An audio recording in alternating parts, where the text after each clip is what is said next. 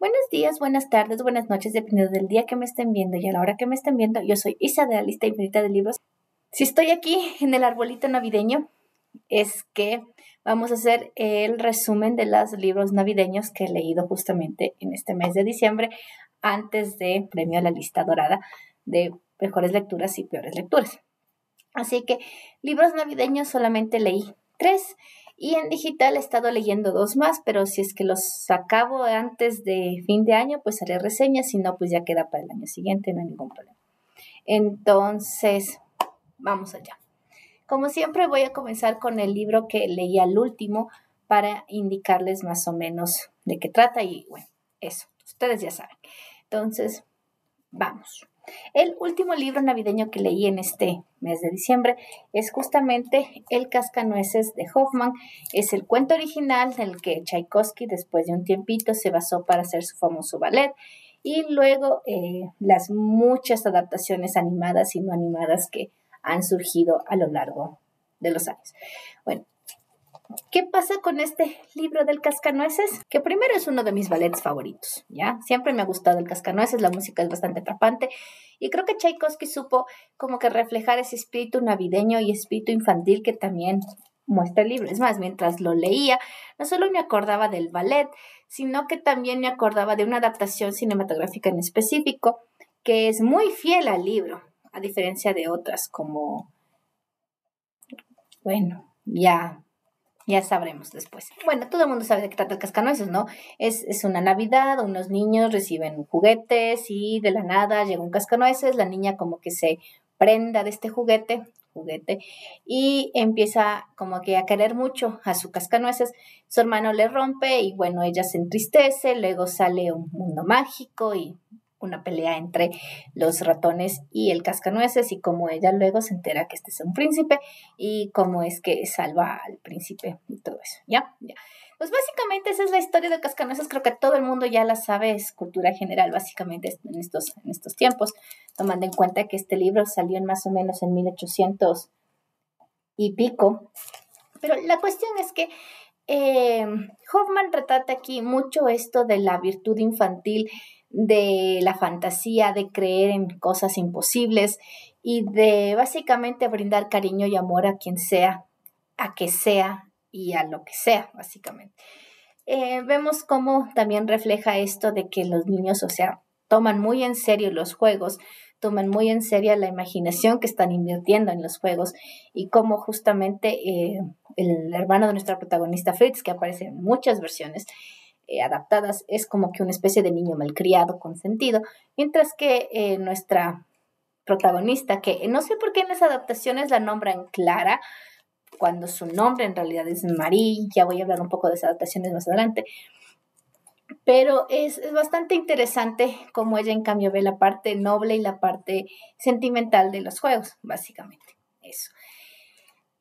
Bueno, la cuestión es que es un lindo libro, me gusta mucho el desarrollo del personaje porque llegas a la mitad de la historia y ya parece ser que la novela cambia drásticamente, ya se vuelve una especie de mundo de fantasía, un mundo irreal y verosímil, pero que tiene todo el sentido porque te lo están contando desde la perspectiva de una niña. Entonces, es justamente eso de lo que les hablo, de que ella es la que dirige la historia, básicamente. Aunque hay otro personaje que también tengo que detallar y que creo que es igual de famoso, tanto en el ballet como en las adaptaciones, es el famoso padrino Drosselmayer, que él es el como que un gurú, una especie de mago, una especie de hombre sabio. ¿Qué pasa, Fosita?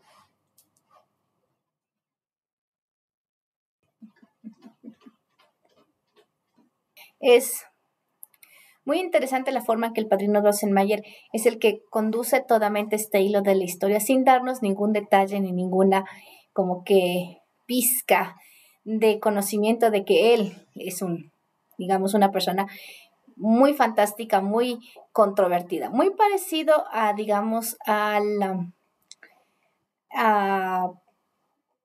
o sea, yo ahorita lo relaciono con nuestro querido Diggory, que vendría a ser el señor dueño del armario en Narnia. Básicamente es una persona un poco sabia, o sea, con de conocimiento científico, moderno y real, pero también tiene ese rasgo de fantasía en la que no sabes si es que está hablando tonteras o de verdad tiene razón. Entonces, eso. Pero aún así, creo que El Cascanueces es un clásico bastante bueno, tanto en sus adaptaciones animadas como en su ballet. Y la obra original no decepciona, es bastante hermoso. Creo que pueden disfrutarla cualquier tipo de edad. Y bueno, yo la devolví al plástico porque tiene el plástico resellable, así que puedo conservar y así no se me ensucia el libro.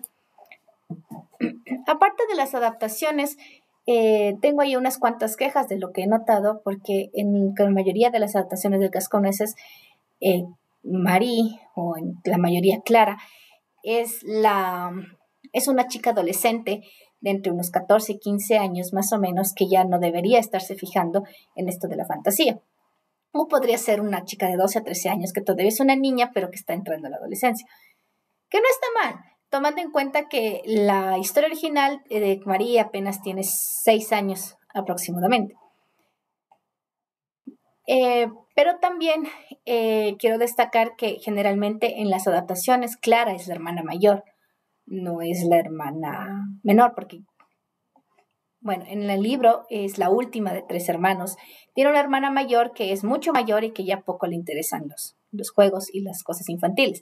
Entonces da a entender que este libro también es una especie de como que rito de paso en la que Marie, siendo una niña, está empezando a entender cosas un poquito más de adultos, como la nobleza y todo eso. Pero bueno, ya hablaremos tal vez el siguiente año sobre las adaptaciones del Cascanueces basándonos en libro. Así que eso. Ahora continuemos con la siguiente lectura.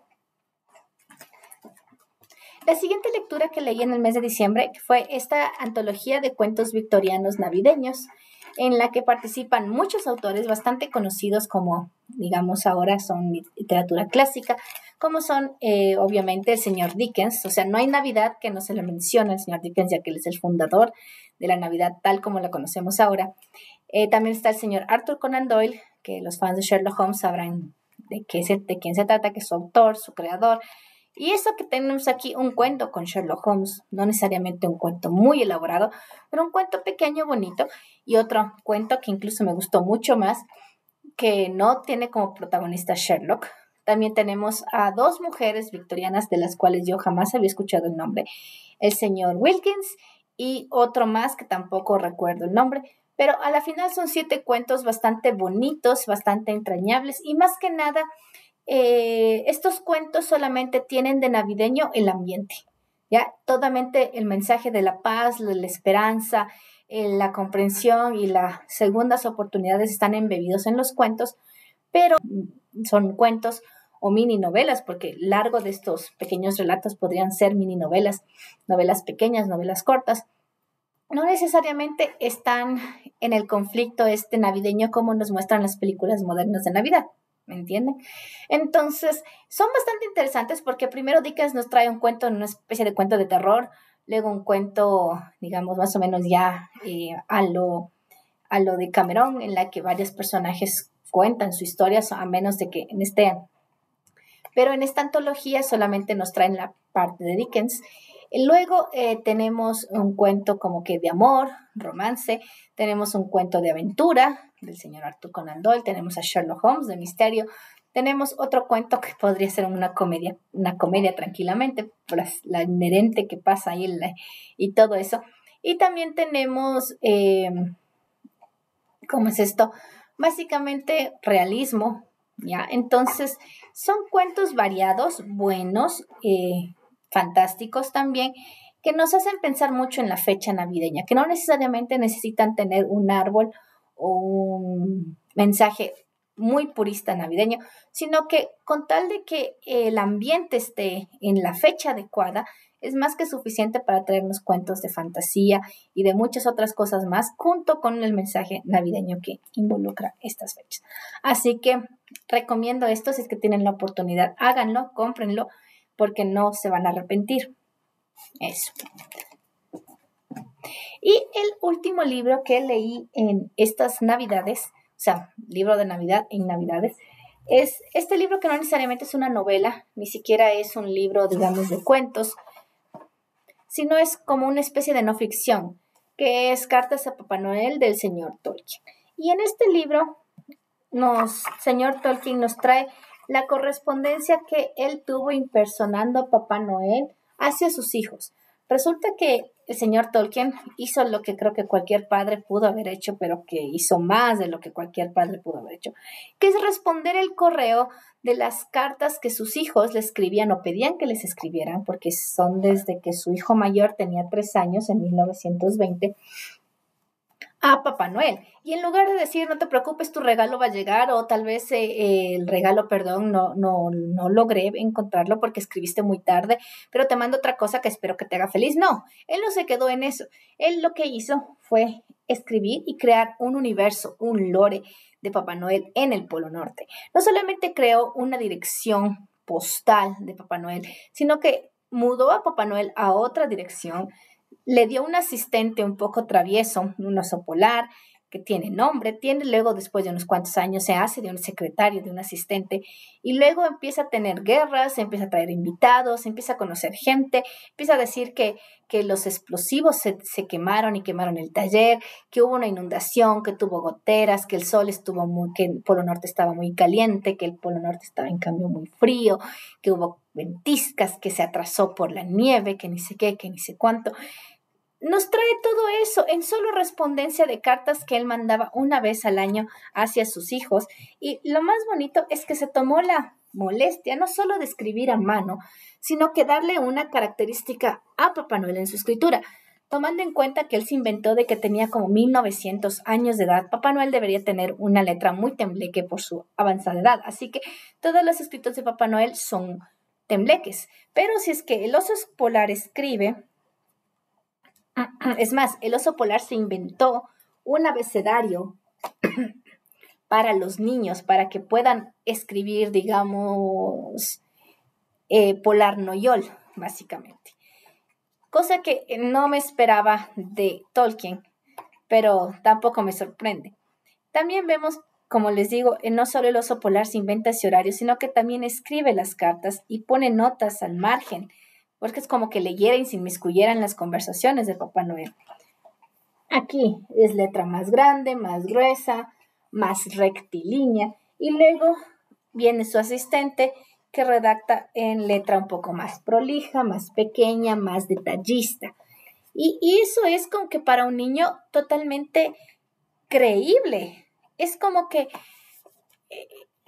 O sea, Papá Noel me está contando una historia bastante interesante de lo que vivió en el último año en que no nos hemos conversado, pero que tiene amigos, tiene una vida, tiene un trabajo y está muy pendiente de todo lo que hacen en el Polo Norte y está pendiente también de lo que hacemos todos en el hemisferio más abajo. Así que es bastante interesante, por eso digo que Tolkien ahí se ganó una medalla especial por ser un buen padre, porque ningún padre hubiera tenido digamos, la voluntad de hacer eso. Y no solo eso, no se quedó ahí solamente en cambiar la letra, sino en hacer dibujos retratando lo que pasó.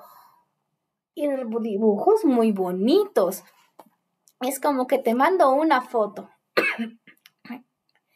Así que imagínense todo eso, todo ese esfuerzo. Y obviamente con el tiempo, mientras vas leyendo y vas avanzando, ves cómo Papá Noel se lamenta a veces de que uno de los muchachos, porque Tolkien tuvo 4 hijos, que el muchacho mayor ya no cuelgue la media. Y obviamente el niño ya creció, ya no es que no cree en Papá Noel, sino que seguramente sus intereses cambiaron.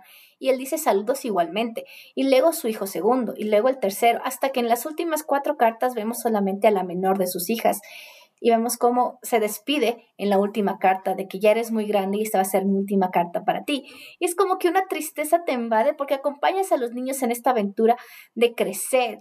Y es maravilloso. Yo me imagino, no te dice cuándo se enteraron ellos de que obviamente su padre era el que escribía las cartas, pero para mí hubiera sido un regalo muy bonito saber que toda mi infancia estuvo protegida porque mi papá hizo un gran esfuerzo para hacerme creer. Así que es un libro bellísimo, muy enternecedor, muy lindo, que creo que todo amante de la Navidad debería tener. Y mucho, en especial, los amantes de Tolkien, porque ver que Tolkien sigue siendo Tolkien con sus hijos es bellísimo.